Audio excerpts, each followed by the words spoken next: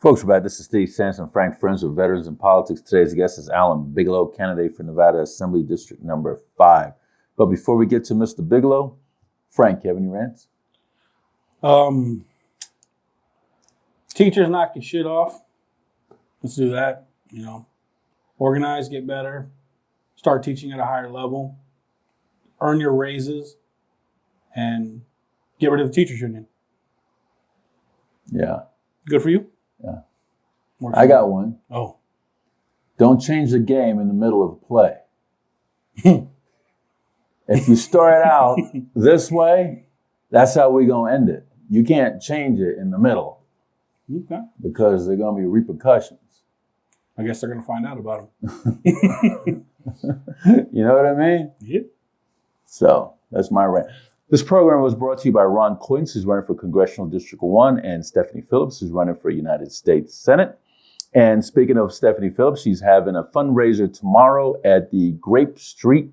This is a Grape Street? Grape Street Cafe. Cafe in Summerlin, downtown Summerlin. That was Henderson. Starting at, I believe, 6 p.m., 6 to 8 p.m. So if you guys want to come on down, say hi, donate, whatever. Give her a piece of your mind. You can do that too. Mr. Bigelow. Good to be here again. Thank you for coming back on the show. Well, thanks for having me. Yeah, you did us an injustice last time. Sorry. You were supposed to win city council. Yeah. But no, you didn't. We fought and hard. You left us with the arrogant, narcissistic, incompetent person that is now running for mayor. Why, in heaven's name, did you do that to us? We could have got rid of her right then and there. Now her ego is too big for her bridges. She figured, now I'm going to run for mayor. Why did you do that to us, Mr. Bigelow? I want to know. I take it you don't like her. No. Okay. I don't. Well, we spent everything that we had in the bank to beat her, and she still spent more. We fought hard.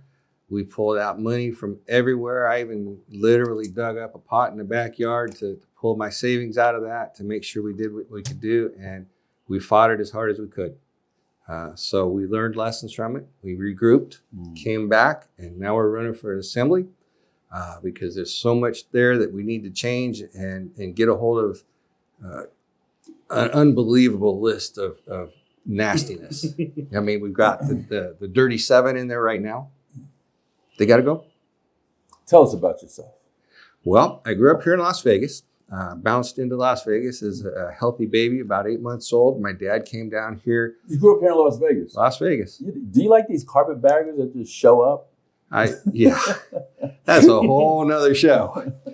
That is a whole nother show. I worry about it because and tell you how to run your city or how to run your state or how to run your county because they know so much better from where they were. That's why they left and came here. I mean, we gotta get back to basics on this stuff and just really tighten it up. We keep seeing over and over and over again all the carpetbaggers. But don't you know these carpetbaggers ran in that state that they came from, lost. The people of that state says no, like California said no. There you go. There's the whole Texas said no to these candidates, and they come here and they figured that Nevada's going to say yes because we're just stupid, ignorant, uneducated voters. I are schooled in this Las Vegas school system. Just kidding. I did go through the school system here in Las Vegas back when it was number 5 in the nation. It's changed dramatically. Went to 2 high schools here, El Dorado and Valley High School. I joined the Army. I raised my hand when I was 17. Went in and served 24 years between full-time service and National Guard. Served through 5 different conflicts. Walked out of there with a lot of experience, a lot of management experience, a lot of budget experience, a lot of team building, a lot of just get it done kind of stuff. Thank you for your service. It's absolutely my honor to have served. I served as a deputy sheriff for 4 years as part of that. When I was we don't like cops. Show's over. Well, hang on. This was a generational thing. My grandfather was a policeman in Michigan. My dad did corrections here in Nevada before he became a teacher. I became a deputy sheriff while I was still in the Army and the National Guard. Then go to teaching? Then went to teaching. Went to hooligans and bangers to hooligans and bangers. Hey, Clark High School. Nothing against it. Don't. It's we're teasing. And then he retired from the school district. And my stepmother's a school nurse there. So my oldest daughter thought that was a good career path. She went into law enforcement and actually just exited because of an injury. She was hit by a car about 1.5 years ago while on duty. She's healed up very, very well. She's about 98% of what she was. Just some little memory issues here and there, and they didn't feel comfortable having her on patrol. Did they catch the person? They did, and there's a big lawsuit involved in it right now because they didn't feel that she was capable of going back on patrol. She didn't want to go back to a desk, and so she's pursuing some other things, and I think she's going to be very, very successful. So she was a cop? She was. So 4 generations. Oh, wow. I saw the light and switched houses and went into becoming a firefighter. I became a firefighter. You switch what? Switched houses. Yeah. Oh, I didn't say you switch hoses. Well, we switch hoses. He definitely switched hoses too. Once in a while, yeah. Switched houses and went in and become a fireman. And I've been there for 19 years. I'll be 20 this coming February. All right. So District 5, where the heck is that? District 5, the easiest way to describe it is it goes from Boca Park over through the lakes and Piccoli Ranch, down south all the way to Russell. At some points it's at Buffalo. At other points it's up at Hawaii. You got the ritzy neighborhoods over there. Well, I mean, most of the middle income folks and kind of a smidgen of South Summerlin. So a good area. A lot of true conservative people in there, people that are family people and want us to stand up for their family values, and that just hasn't been happening up in the assembly. So you've been knocking on doors, right? Mm-hmm. Yeah. Well, what are their concerns? Some areas it's what's going on in the parks. Others it's the school system. Well, tell us about the parks. So Angel Park, for example, has kind of almost a sketchy reputation. Now the people in that neighborhood are just not happy, and they say it's because there's a lot of luring and people are going there to meet in the bathrooms for their personal pleasure.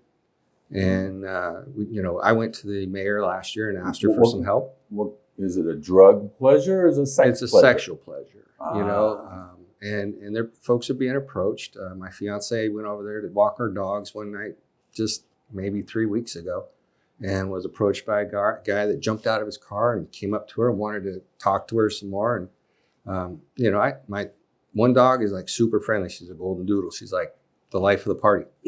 The other one is a French Mastiff. He's a little bigger. Okay. And so fortunately she had the dogs with her and got the guy to back off and go away. But that's the kind of things that's happening over there. And right in your neighborhood. Right in the neighborhood, right there. So crime is pretty high there. Just in a couple spots. And so that's one of the concerns that I've addressed with the city council. I took it to the mayor last year and asked her to increase the patrolling of the marshals in that area. We haven't really seen that happen yet, but hopefully, as things progress, we get a little bit more help there. What about they have those the cops 1 weekend a month? I forget what it's called. Oh, like a blitz team? No. They have those meetings with the citizenry come. Oh, where the neighborhood First Friday, Fridays and coffee with the cops. First Monday, coffee with cops. Yeah. All depends on the one. Depends on the one you're talking about. I did get a chance to talk to the Summerlin area commander real briefly. We're going to catch up some more soon. Just schedules have to get together is all that is. And he's very receptive to the neighborhoods. He seems like a really sharp guy. I can't remember his name right off the top of my head, but he's a super sharp guy. I liked him. He was very approachable and honestly concerned about the people in his patrol area. So with the position you're running for, can you let the people know what your actual ability and things you can do in this position, what like ordinances and tell them what you can do and what plans you have to start making some action. So we can make laws, we can repeal laws, we approve budgets and do money allocation to different programs. Some of the programs that I personally would love to see come back around is the governor's AB 400 bill, the school choice bill. gives the parents a chance to put their children in schools that fit their children's needs, not with this little block that they say, oh, you're going to put your kid here. Well, my oldest boy was ADHD. It didn't work for him. If I could have put him in a school that worked for him, he would have excelled. He would have been. How would you feel about maybe a split program where parents who have children who excel English and math, they don't need to sit in an English and math class. They test at or above state level. They get to take an elective, like say, I wouldn't say home ec, but something like home ec where you get to learn how your house works, how to change a light switch, how to turn off your water if it's overflowing, how to invest in there and balance a budget. Yeah, check writing, doing a checkbook is a lost art. Yeah, and can you clarify how much CCSD gets per student? CCSD is getting about $12,000 per student, and they're really not investing it in the way they should, and that's why I want to have an external audit. And the external audit will actually show us where exactly we're spending that money, whether we're spending it on teaching our kids or whether we're spending it on administration. Right now, it looks like it's an administration, and we're bleeding out really bad in that area. So we need to find out, because they're doing an internal audit, and you know what? That's great if you actually police yourself, but the fact is, an internal audit only is dictated by who told you to do it. So if you tell me to go do an internal audit on McDonald's, for example, and we're both, you're my supervisor at McDonald's and I'm the store manager, well, I'm going to guarantee you that I just showed you my numbers are right. Yep. Whether they are or not, I just showed you that so I could keep my job. Now you want school choice, and like I was talking about a split program, maybe we can incentivize the voters to, if they vote for a split or school choice program and the students test high enough, the parents get a portion of that money back. What if we have a program that they can just test out? In college, you have a CLEP program. I CLEP'd out of English 101, didn't have to take it. That'd be great. Then all of a sudden we have more money available. That's not just that, but now you have one less student in there for the teacher to have to worry about in these overcrowded classrooms. And so those other classes are being filled up with actual life skills instead of go sit in a math class. You got to take it anyways. If the kid knows the math, why does he need to sit there? Well, wouldn't a balancing a home budget basically be a math class? It could very easily be. Writing a checkbook, as a math class. Operating a sewing machine so that, I don't know, you can sew up your freaking side seam on your pants because you just split it. That's a life skill. Let's get our kids where we're getting life skills and true, real experience. So when they graduate, they're ready to go into the public. They're ready to go do real estate. Teaching about real estate. Stocks and bonds. Stephanie. She's a great real estate lady. Bitcoins and all that stuff. I have no clue what Bitcoin is. I cannot tell you what Bitcoin is. People that do Bitcoin don't have a clue what Bitcoin is. I mean, I can tell you about the stock market, but I can't tell you a thing about Bitcoin. I looked at it and I was like, so I don't know how I'm going to make money. How do you sell this to the teachers? Well, I think that this is something that would benefit them. A lot of it can probably go into the class size thing because the teachers are truly concerned about class size. I mentioned my dad was a teacher at Clark High School. He went into the hospital one year and I had to go to his class and pick up his stuff. And there was 40 kids in there. Now, my dad, he spent some time in the military. He can kind of marshal himself around without any problem with that. But that's 40 kids in a computer class that only had 15 computers. So what are the other kids doing? Whatever they wanted to. Exactly. So he didn't get a chance to do the real teaching. He just kind of went, well, here you go. Okay, everybody take a turn on a computer. Are you done? Okay, now we're moving on. Whether they learned it or not. So you'd have the ability to pass laws and things that would benefit Nevadans. Absolutely. There's a couple of laws I always love bringing up. Well, There's one called mutual combat. Okay. And it's stated basically, you'd have to word it, but if me and Steve got at each other, we agree to go to mutual combat, you record it with the camera that we've agreed, no weapons involved, no matter what the outcome is, including death, neither party can be charged. So let's pitch that one to Dana White and let him televise it. Well, I mean, you can definitely televise it. I mean, Dana White can't make the law. Well, but we can make the laws. We can do things that, there's some things that are beneficial for Nevada, especially when, talking about weapons and things. Nevada's a right to carry state, and I firmly believe in the constitutional carry. And so does our governor. And I think we need to put that back on the books. Well, don't we have And- somebody right now trying to tell Joe Biden they want more gun laws? Of course they do. They're Democrats. We have one of our own, right? Yeah. Mrs. Titus. Titus. Dina Some- Titus? Yeah, that one. Yeah, that one. Yeah. You know, and that's the whole thing. They think they speak for us, but they don't. Well, You know? what about doing something like this? Because they're always telling you that guns equal crime. When, if you really look at the statistics, places with the highest CCW carry or most guns per household have the lowest crime rate. Laredo, Texas, 4 guns per household, crime rate 0.004 per 100,000. It's as low as the Netherlands. They have 4 guns per household. And They want magazine bans. So why not write a law to where any felon caught with a magazine above 10 rounds will serve 6 months mandatory for every single round. So if you got a 30-round mag and a gun that you've changed and put a switch on, you'll now do 10 years for the mag, whatever the ATF is going to charge you for putting a switch on the gun, and the Democrats can get aboard. They get their magazine banned for criminals and crime, but they leave the law-abiding citizens alone. Makes sense. Do you think they'd go for it? It'd be something you got to have to work through a couple committees, but it'd be something that, you know, you can always take it up there. You know, we had 900 plus bills put in last time. 500 of them kind of made it to the committees, and about a third of that actually got heard.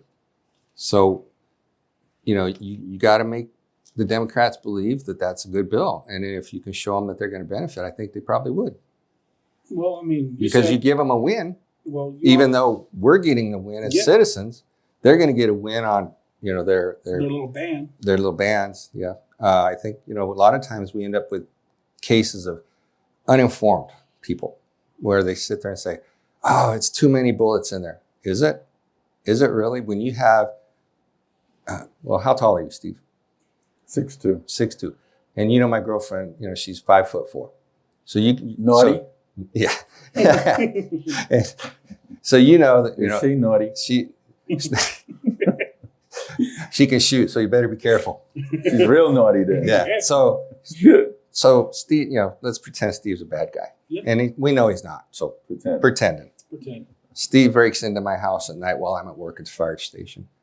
You know, Looking for your hose. looking for my other hose. that he switched Looking for over the to. other hose that I switched over to. And she hears it. All right. Mhm. Well, she's going to come up, start shooting because it ain't me, or it isn't a policeman that's identified himself. So in her fear Yeah. and panic, she's not going to aim properly. She's going to need as much of an advantage as she 50% of her can. best shooting day. Yeah. So she's going to need as many bullets as she can to protect herself and stay alive. Do I want her to have a 30-round magazine to do that? Why not? Well, Why not? You always see them worry about the criminal breaking in. I've never seen a law pitched from anybody, and maybe it's something you could pitch for the people, because getting your home broken into is an emotional problem. Mm-hmm. It's a traumatizing situation, and if you have to take a life, now you have to live in the house where Yeah. you took a life. Yeah. Why is there no law on the books to sue the criminal and their family? Because they're going to sue you if you shoot justifiably. Yeah. Why don't we have something that's an automatic? Okay, you broke into a home. Now we're suing you and your family. Anything that has your name on it or a signature is coming over here now. I totally agree. I would love to see something. So you go would through. pitch something like I that could to pitch that protect and Nevada homeowners. protect your home, protect your family. If somebody's coming in to get you, they're coming in for the wrong reason anyways. True story fact. My work, the house that I grew up in, the last one I was in is with my family. Mhm. The guy next door had a break-in. And we did have break-ins all through the neighborhood for some reason. This guy was hitting houses. Well, the guy was home and he woke up. And the guy was in the kitchen trying to get out the back door and he shot and he missed, but the guy fainted and fell on the ground outside. So they caught him and he fainted, he passed out. Oh my Scared God. shit of us. Exactly. You know, and he goes, nobody's ever shot at me. Well, guess what? Wrong house. You came to the wrong house. So, Yeah. And he went to jail because they found all the stuff that he stole from the other houses and end of story. But if he would have shot him, so what? I mean, you came in with nefarious reasons. You're trying to cause trouble. You're trying to cause harm. And I have a fear of my life. Yeah.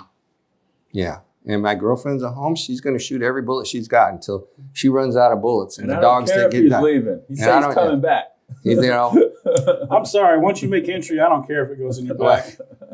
That shouldn't matter. You shouldn't break into somebody's home. But that's the point. You're not supposed to be there anyway. Well, the thing is that what that causes to a family is ridiculous. It is. I mean, you can't live there safely no more. So now they got to find a new home, sell that home, pack up and move. Mhm. They're gonna have to seek counseling. Yeah. You know why they didn't come into our house? We had a dog in the backyard. Yeah, dogs are great. The dog. So you said at the park your wife goes to, you guys have people soliciting sex work out there. Pretty much. Would you be in favor of legalizing, taxing, and regulating sex work in a way that it would create more jobs, background, healthcare checks on the workers, and they'd have to do it at an established licensed place, so that there is no more John street walking, no more getting in and out of cars, no more dope use, no more pimps beating up girls. Would you tax, regulate, and healthify sex work if Yeah. it benefited the community? So we have. And send the taxes to education like All right. they did with the marijuana money. Well, that's Or maybe we'll actually talk send about it- that. Yeah, maybe All actually right. send it. First off, I am an anti-tax guy. Period. No new taxes. I already signed a pledge. It's not going to be happening. However, businesses do have fees that they have to pay to be in business. We used to have, way back, some brothels in Vegas, and they were ran out because of the airbase. The commander said, I'm not letting my guys go on downtown until you get rid of the hookers.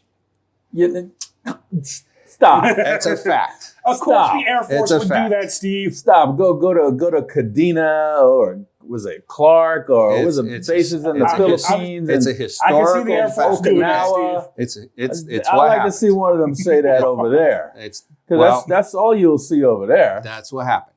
So Sex workers. that's Yeah. what they did. So so the town said, okay, cool, you're all closed, go away. Except they moved out of county now. So everywhere out of either out of Clark County or out of, in Reno area, Reno Sparks area, there's no brothels. Yeah. And there's only a certain number of licenses that have ever been issued and they're ever going to be issued by statute. So that's a law that would have to be changed. And we can amend those things as legislators. We can do the things that bring those in. In Pahrump, where there's 2 brothels, they pay a good chunk of money in a And I would tax. have loved to seen Dennis Hoff be an assemblyman if he was alive. He was- died and won. Yeah. He died and he still won. He still won, and I would love I to remember see him that in day the very summer. specifically because I was on duty. But yeah, so as long as it's a legal business, Mhm. they have to pay the normal business fees. Those business fees can go into special things like the marijuana money. So we brought that up. I want to find out where that money is going. I want to make it more transparent so we can. Well, it's going to general fund and it gets dished out, but it's supposed to go from intake to schools, and it's not. And so I think we need to clarify that for the people. We need to make that a lot more transparent. And if we have to create its own fund so that we put it in and take it out so that it doesn't cycle through the general fund, we can do that kind of thing through legislation and through the Assembly and the Senate. And I'm sure the governor would sign off on it in about a New York second, probably less than that, because he is a pro-education How governor. fast is that in New York second? That's pretty dang quick, Yeah. Speed of light or what? roughly. 186,282 miles a second, Steve. No, That's pretty not good. that quick. That's pretty quick. Yeah, he's Rain Man. Yeah. But that's the point. We have some things in place that we don't have the accountability for, and we got to make sure we get that accountability back on track. Right. And those sort of things, like Stephanie, who is a good friend of mine and yours. That's what she's going to do in the Senate. She's going to do those things at the national level, and we can do those things here and locally in Carson City because we have that authority. So as you know, crime rate, issues we have, stops businesses opening up, stops things from progressing, Right. stops neighborhoods from having things that happen. Now, something I've always looked into, and I never understood why it's not a thing. If a business tells you your Second Amendment right ends where their door line property begins, that is their right to say so. That is their right. That's fine. But should something catastrophic happen inside that business and you're a CCW holder, I think you should be allowed to sue them for taking your right to protect yourself and others. I think you could probably find a bunch of lawyers that would jump on that case in a second to defend you. I'm saying we should make it a law. You have the right to deny them to come in. Mhm. But if they get hurt and they don't have what they were supposed to have because you blocked their Second Amendment, you're liable for what occurs to them on your property now. You know, we have seen some things come up recently, and I just talked to a lady today who had some squatters, and there was a homeless bill of rights thing passed through the assembly. You know what? Mhm. People have the right to dignity, they absolutely do, but they don't have a right to interfere with your life, liberty, or pursuit of happiness. That is a guarantee. You know, that's not a man-made guarantee. That's a God-given guarantee that you have. Mm-hmm. And anything that would get in the way of that, I'm going to stand up and defend, because it has to be a line drawn in the sand. There has to be somebody that's willing to stick their neck out. And you know what? If I'm not elected a second time, then that's just the way it is. Because I don't want to go be a career politician. I want to go up. I want to do a term. If I do a good job, put me in a second term. And after that, I'm going home. I am not going to sit there and be some career flunky like, I don't know, Speaker Yeager in the Nevada Assembly. Have you been to Carson? Yes. Okay. Yes, I have. And I've met with several of the caucus members as well.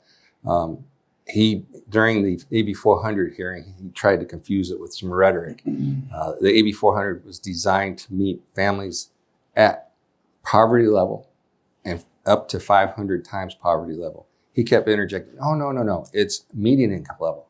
Well, no, the bill was written very clearly to meet poverty levels so that it can meet every student's need in this state. Well, see, I have an issue with that. And the reason why I do is because my daughter tests off the charts, top 99% of the U.S. nation, not Clark County, but the whole nation. So if she can test out of everything, let her do it. No, this is the problem. She can't get into specialized magnet schools because they have a lottery system. She gets one ticket. Students whose parents are just one parent, just with the mother, they get another ticket. Students who receive welfare benefits get another ticket. Students who get housing get another ticket. So this student who doesn't test as high as my daughter gets tickets not based upon merit, but based upon sociological income. Yeah. How would you fix something like that? I believe in merit. I've always believed in merit. If you can do it, go do it. If you can't do it, then you need some help. And we'll find a way to get you the help, because the governor found $2 billion to give to the kids. You know, if he can find $2 billion in the budget, I think we can probably figure out a way to get it to those kids that need help to get back, whether they're homeless, whether they're challenged in whatever ways. If they're academically equal to another student, let the academics rule that. Let the academics dictate who's progressing. And if they're not matching those systems or they're not matching those scores, well, then let's do something else. Let's make sure that they get at least an equal education. That doesn't include, the specialized magnet schools. And I know I'm going to take some heat for that, but the reality is our kids that are excelling need to be mentored. They need to be encouraged, and they need to be pushed.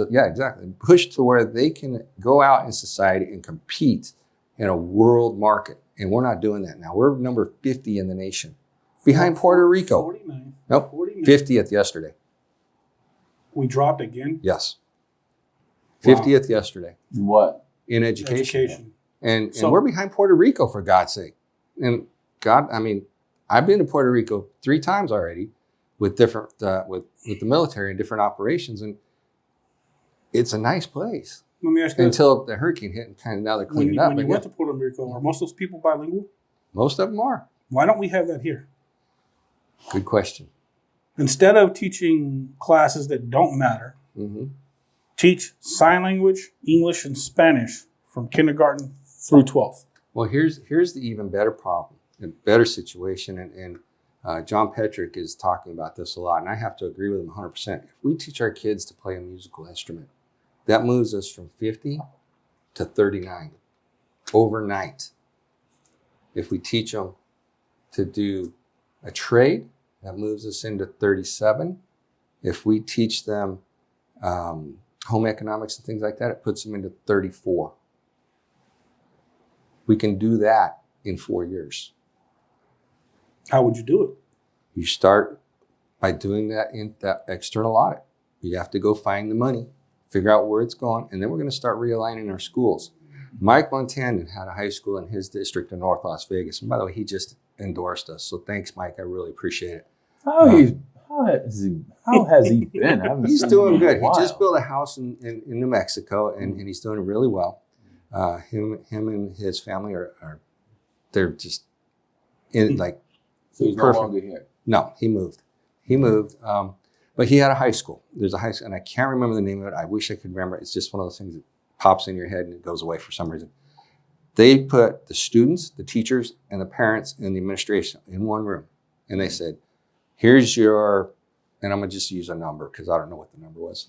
Here's your $5 million budget for the year. Figure out what you're going to spend it on. They did. The students in that school excelled. They moved up the ladder. They were testing above everything else in the school district. What was the difference? Accountability, participation, and testing. They tested those kids all the time to make sure they were meeting the Nevada standards. At the end of the school year, the acceptance rates in the college were off the chart. There was no school that could match it. It was unbelievable. I was like, let's do that. Or, in your daughter's case, she could test out. What happens if she well, that's the point. You know, we have a Nevada revised statute that dictates the programs we're supposed to teach, how we're supposed to teach, when we're supposed to teach, that kind of stuff. Let's bring it up to par. Let's bring it up to date and make it a little more standard. Let's make sure that our gifted kids are encouraged. You know, I tested out in the top 12% when I was in school, and it bored me to tears. And so I didn't do well. I was bored. I was sitting there going, okay, you're teaching me what now? I already know that. I knew that in 5th grade. Yeah. You know, because I took the time to read. You know, reading by 3 is a great program. You start these kids younger. They start to grow. ABC Mouse. ABC Mouse, exactly. You know, SRI reading cards in the old days. We know those. You know, you get the card. It's an aqua card today. It's aqua card 5. Okay, cool. Can it get through to the purple card? You know, whatever the case was, we wanted to learn. Now the programs are not set up to that. Now the programs are set up. Oh, little Johnny, don't worry about it. We're going to pass you the next read anyways. I don't care if you fail. What would you do to that kid? Well, no kid left behind. Yeah, that kid has no ability to interact in society then, because he doesn't know what a standard is. You took the standard away. You took the test away to test his knowledge. So the teacher doesn't even have to do their jobs now. And please, I do support the teachers in the biggest part of my heart, because they work hard. You know, I come from a family of teachers. My best friend's parents were teachers. He became a teacher. My best friend became a teacher. They would not work in the school district now if you tripled their pay, because of the way it is. It's not that the teachers are bad. It's the programs are bad. So we got to change the program so we can get those programs so your daughter can actually excel. And I have no problem putting in a program to put in, if a kid can test out of that grade, test. Give them the credit. Give them the credit. Let them move forward, because you know what's going to happen is when they get older, if they test out of 2 or 3 grades, now they're 16 and going to college. They're 20 starting a career without gigantic bills behind them, because, I mean, they would get a scholarship if they're that sharp. And they go to college and finish. So graduating, like my wife went to UNLV here. And what I found kind of horrendous in the school district of UNLV, not only there's no safety over there, there's areas that are dark. And kids can't carry their own weapons on campus. Right. You know what I'm saying? But people are getting that. But this is something I found interesting. At this point, you've done your SAT, you've done your ASVAB, you've done your whatever the hell test the government decided was proficient enough to send you to college. Why the hell do you need to take an English class? And why do you have to buy the teacher's book for that English class? The teacher wrote a book. You have to buy the teacher's book, and the teacher's going to test you on their book that you had to buy. So they're double dipping in the book. They're double dipping on their salary and the tuition. And if you're going to major in something, I don't really care that my lawyer took gender studies or algebra 1500. Can my lawyer? Yeah. Can he do law? And that, you'd get rid of a lot of debt for people starting, like you're talking about, early 20s, with a fast track, whatever you're going for. These are the classes required for that. Right. That's it. Why do you need psychology to be a business major? And that's all dictated by the Nevada statutes on what's taught. So How do you let's fix change it? them. How We do change you them. fix it? As an assemblyman, we go in and we look at them and are they applicable to today? Can I make it better? If I can make it better, it's time to make an amendment and to get rid of the onerous problems in there, because I don't want to see somebody. I clept out of English 101, took a test, passed it, and I moved on. Didn't ever have to take it, but I had to take 102 because it was a grammar course versus the English course. And I'm like, I ain't got no real thing to tell you there, but anyways, no. Yeah, the point being is I could pass the test without taking a course. I did that in 4 or 5 different classes, but they wouldn't count it unless I was attending class. So back to what like we're talking about, let her test. If she knows the subject, there is no reason to make them continue taking a test or a class that they already know. That's a waste of time, and we're wasting our kids' time in the worst kind of ways. Now, if you did that, you would probably clear up classroom size, Mm-hmm. budgets, Yep. stress off the teacher. Yep. With all of that cleared up, how would you turn our schools from soft targets to hard targets with that extra in the budget? So, well, first we're gonna let our teachers start to recover from that, because they got to breathe a little bit. Because now that we've reduced their class size, their stress level goes down, and they want to teach again. They don't want to be, oh God, I got to go to class. School safety is an easy program. 1 point of entry, 1 point of exit. That's it. The doors and things that exit to the outside of some of the classrooms in these buildings will put on an alarm. If the teacher bumps it open, well, then security's going to show up and say, what the heck? We've already given them panic buttons. So if the panic button hasn't been hit and the door gets open, okay, was it an accident? Okay, yeah, okay. Still respond. Still respond, because you don't know until you're in there, And so we tighten up the security a little bit. It's not a hard fix. How would you staff that security? The staffing, the security, we can use a lot of people like veterans, for example, who have had training. And this give them a little bit more training in the school, how to respond, to children and teachers and our teens in high school, so that they are not confrontational. Because I know, coming out of the military, I was like, guns and bullets, blood and guts, right? And it'd be like, why'd you take it? No, don't touch it. Okay, yeah, we got it. It was an accident. Okay, just don't do it again, And so we're able to interact with them, and they see actual examples of true patriotic people standing up for them. We get those kids, oh, that guy, he was in the Marines and he talks funny, but you know what? He stands up for us. So, there you go. Or, the guy was in the Army, he's a little more cool because, he doesn't go up there and go, ugh. He goes, how you doing? Little He's jab got at Steve. That's some weak shit right there. Put a little bit of the weak But the sauce. point being is we have resources, and I know there's thousands of veterans and thousands of parents that would happily help. I mean, I'd they're ready to volunteer go. for that job. and yes, we're gonna give them an oath of office because they're gonna carry a gun. Mm-hmm. I want that kid protected. I want the school campus protected. I want the teachers protected. I want the support staff protected. There's no reason they shouldn't be. There's no reason at all we should ever have another episode like they did at El Dorado High School with that teacher. Not one reason. The thing I don't understand about it, and this is for you teachers too. This is something that occurs in our society here and there. Mm-hmm. Why would you want your last line of defense as a teacher to protect those students we know you care about, for you to just be a human shield? Yeah. It makes no sense. I mean, why is a clicker button your last line of defense? Yeah. So are you bringing campus carry back, which was Michelle Furie's? I don't have a problem with it. If the teachers are trained properly, I have no problem with that. Mm-hmm. I really think that there's a lot of things that we can do that we're not doing. And I think Michelle had a really good idea there. Mm-hmm.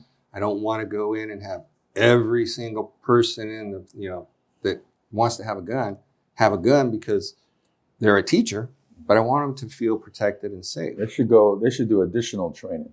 Yeah, you know, you're in a Hostage taking training. Well, and CCW, CCW is Homeland Workplace Shooter. Mm-hmm. You can start right there with those 2 courses, all approved by the state, and the teacher's going to have to pass a mental background check. Yeah, and how to go from room to room, Yeah, clear clearance. room. and we're making the teachers take additional education in the summertime anyway, so that they can get a raise. Mm-hmm. You know, the old system was a master's plus, I think it was 32 credits to become a maxed out pay scale. Now they've got some other kind of convoluted thing, and I don't understand it very well, but the whole program is not that hard. You know, the training for a CCW is a solid day plus some shooting. Mm-hmm. You know, the additional training to back up your security guards and your school police, less than a week. Why aren't we doing it? Why can't we do? Why? I mean, I know why, but do you think it's because society is just too misinformed about firearms? I think there's a lot of confusion there. I think there's a lot of things that people just don't know, and I think as assembly people, as state senators, and county commissioners, and city council people, and town board advisories, and social clubs, we need to use those avenues to educate the people on those things, and so they understand it better. They're going to understand, you know, if I take a room full of, and I don't care who's in it, there's a room 200 people, and I say, look, this is how the budget works, and we go and look at it, and they go asking questions about, well, why does that guy get money? Why does that guy? And we're able to sit down and explain it. They're going to understand why the state budget works the way it is. Why they're going to understand why a school budget is not necessarily correct after we do an audit on it, and they're going to see where the avenues are truthfully without all this political rhetoric going on. So because you present it in a neutral, fact-finding fashion so that they get the truth. They're not getting the truth right now. I don't think. It's my opinion. So, you know, and I'm allowed to have them because it's America and God, gun, and guts, right? But, you know, we're allowed to have opinions. We're, you know, our First Amendment right to freedom of speech and the right to assemble and the right to petition and the freedom of the press and all of those kick into that. So to the point where I have the right to educate the people that I know with the truth that I know. And if I'm wrong, show me I'm wrong and we'll make it correct. I don't know it all. And I'm not going to tell you I know it all. Steve knows. Maybe we talked before. I don't know it all. I got a pretty good grasp. I understand the law because I've been taught to do that as a deputy sheriff. I was taught to interpret certain portions of the law to make sure it fits that whatever it is, whether, you know, if it's shoplifting, did they do it actually? Did they have it as a intent to hide the item? Did they want to walk out with it? Simple shoplifting law. In schools, why is the budget? Why is the superintendent getting a $1.2 million raise after they fired him a year and a half ago? Mm-hmm. You know, what was it have to pay him anyways? well, Why is that this in is why is that in secondary the to that. contract? This is secondary to that. Yeah. Why is that in a So- contract? You know, why aren't we keeping the superintendent on a merit-based pay scale? If the guy does the job, pay him. If he doesn't do the job, have a nice day. We'll see you later. Really simple. I mean, I'm kind of meat and potatoes when it comes to that. You mentioned, we mentioned Dennis Hoff earlier, and you Mhm. said you were on duty that day. I was. What do you mean? We were the second ambulance to respond to that because typically when you have a cardiac arrest, you take 2 ambulances so you have enough people to help. Unfortunately, he had been down longer than was able to be any kind of resuscitation administered. And so the coroner, who was also a deputy sheriff, pronounced him at the scene. Gotcha. Yeah, it was it was a sad day. Yeah, I could imagine. You were mentioning more items about issues you found in your ward, Mm-hmm. and I don't think we got through them all yet. What were the other ones? We have, you know, starting businesses is tough out there right now. Well, in Las Vegas in general, you know, I'd like to be able to make that simple for people, and we can streamline that through some of the things that the state does, because there's always a state license and a local license. One of the goals I want to see in businesses is open in 180 days or less. You know, if you have to build a building, it's going to take longer. But if you pick an established building, you get your permits, you fill out your paper. That paper should, by rights in the electronic age that we have now, go to everybody that it has to go to.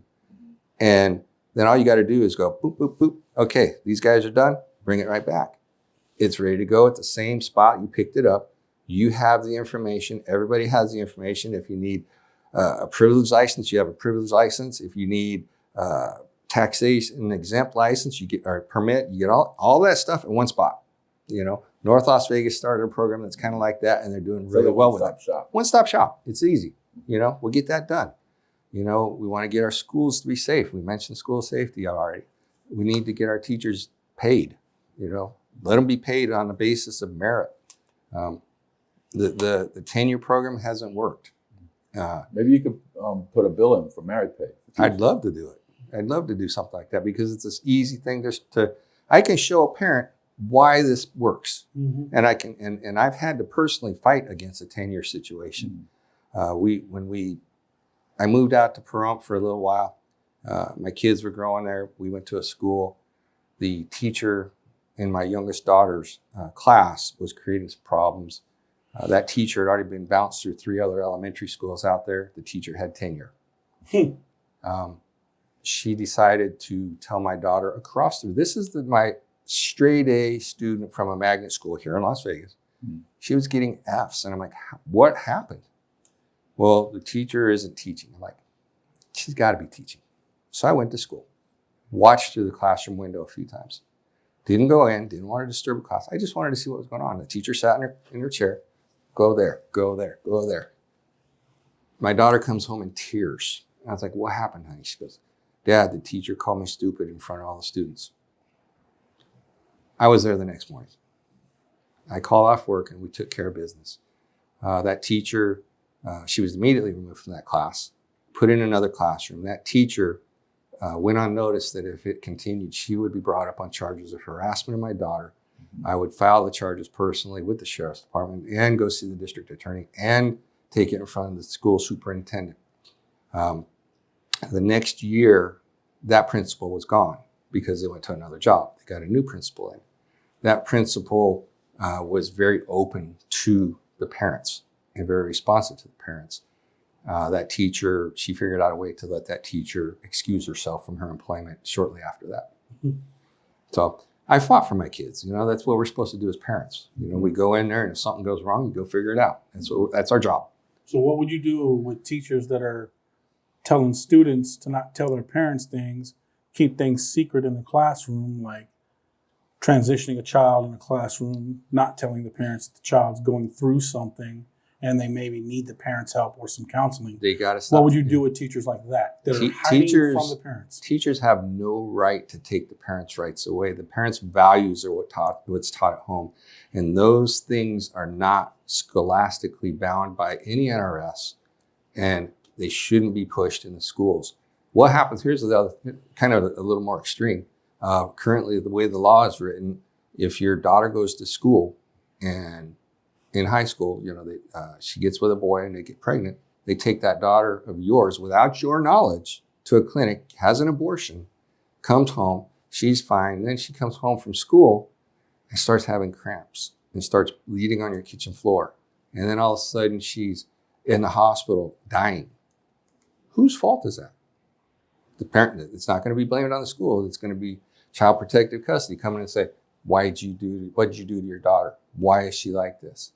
Well, I have no clue why she's bleeding. Well, why don't you know? You're a parent. Well, the school district took her to the clinic, but they didn't tell me. Well, then now what? Who's suing who? And why is that child sick and dying? Because the parents weren't told. Taking a child and telling them not to tell their parents something is fundamentally wrong. And you can't do that stuff. It's beyond wrong. Well, anywhere else in life, if anybody told my child to keep a secret, you'll be the one keeping a secret. Yeah. I mean, no. No. If you go on a field trip, you got to sign up. Your kid wants to take an aspirin at school, they have to call you. Oh, they can't do that.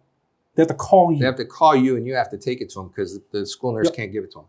They can't even use alcohol wipes on you. Yeah. But they can take your daughter to go get an abortion. Mr. Bigelow, time is running out. I know, there's so much to say, right? It's like, we got a lot to talk about still. Did we cover the... We've covered a lot of stuff. Yeah, we have. Anything in particular you wanted to bring up? I think we've just really got to look at the candidates this time. We've got some great candidates running. Look at their experience. Look at their backgrounds. You're going to have a couple primaries coming up. I have a primary coming up. And my skills outshine my opponent, even though he's a good guy and he is a veteran. And I shook his hand, and I have no problem doing it again. But my management skills, my background, my leadership, and all of those different things are way above his level of doing.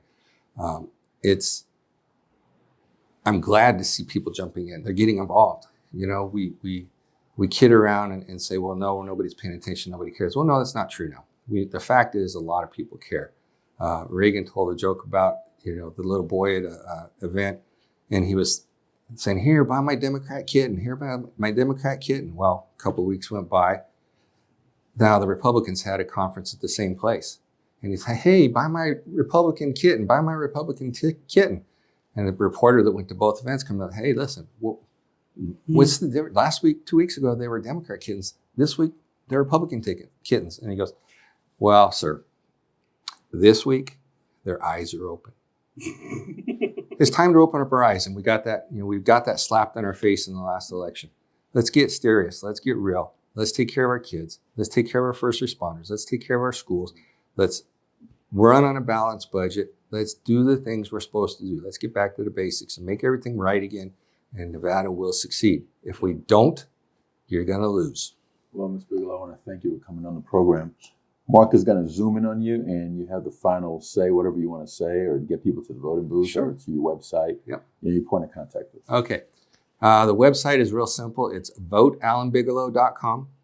My phone number is 702-427-5656. It's not a burner phone like you see in a lot of campaigns. It's been my phone for quite a few years. We're going to be doing a lot of events throughout the next year and a couple months. Come out, ask questions. My website's up. There's social media there. You can see we keep things going. I'm here because I can't leave this fight for my children or my grandchildren. My children are raising my grandchildren. They don't have time for it. I'm here because I do have the time for it. I have the fight. I've been a public defender in the Army as a deputy sheriff, as a firefighter. I've been doing it for 40 years. I get into your home and I see what's going on. My heart's for you. I'm not here to be a career politician. I'm here to be your representative and your servant in Carson City. Voting is coming up in June on our primary. VoteAlanBigelow.com. I'd love to get your vote and earn your opportunity to serve you. Well, Mr. Bigelow, thank you for that. Thank you for coming on the show. Thank you for your service. Thank you for getting involved in the process of trying to make this community a little better than how you first found it, right? Yeah. Well, Vegas was 57,000 people when we moved here, and we're 2.3 or so now. When I came here, it was like a little under 800,000. Mm-hmm. So we got a big city and a big county to take care of, and the assemblyman. Just because your assemblyman is in District 5, or if they're in District 8, or whatever district they're, the assemblyman's supposed to work for the entire people of Nevada, the entire state. Yeah. It doesn't matter where you are. You just have an assigned voting area. That's it. It's a simple thing. So please step up, ask questions, get involved, volunteer, spend time with your children at school so you know what they're learning. And I don't know what else to say. Frank Friends, thank you for coming on the program. Appreciate you. No problem, Steve. Folks, that's Alan Bigelow, who's running for Assembly District number 5. And make sure you learn about this candidate. There's a website. VoteAlanBigelow.com. And find out more about them. And, let's help these candidates now because they need help now. So I just want to make sure that 2024 is going to be a very exciting election year, and these candidates are trying to reach all their constituents, and they have such a short period of time to do it. This is Steve Sampson of Frank Friends with Veterans in Politics. Until next time.